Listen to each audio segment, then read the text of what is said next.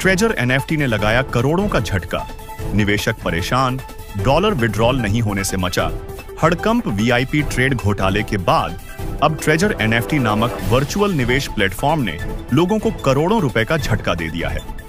इस digital scheme में निवेश करने वाले सैकड़ों लोग विड्रॉल बंद होने से गहरे तनाव में हैं।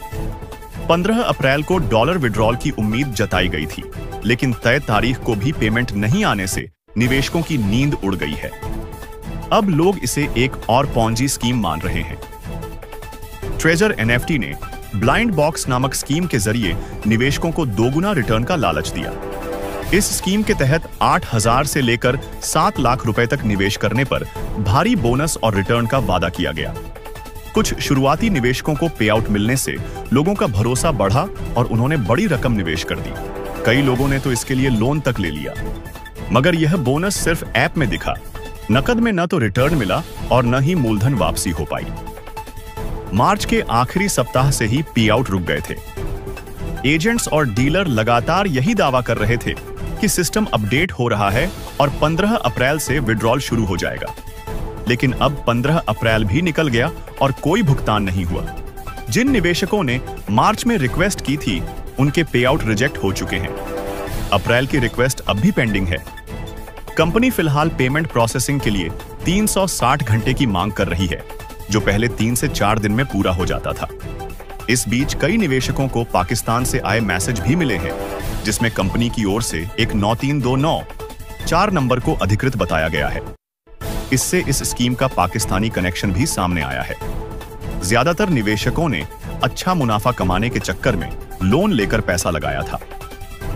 एक निवेशक ने बताया कि उसके ऊपर पहले से 3 लोन चल रहे थे।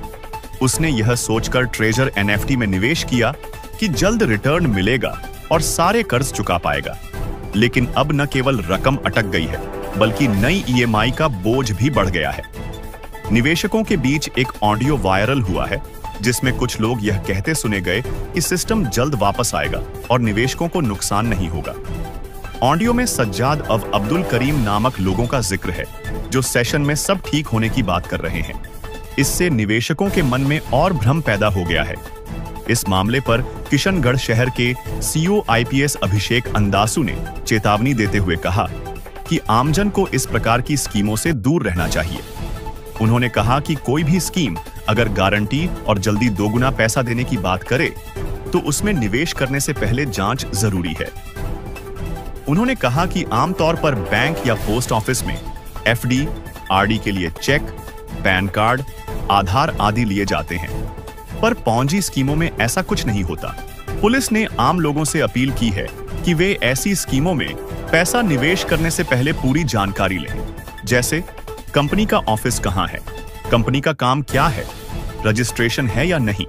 अगर कंपनी कैश ले रही है और बैंक ट्रांजैक्शन नहीं है, तो यह पहला संकेत है कि कुछ गड़बड़ है।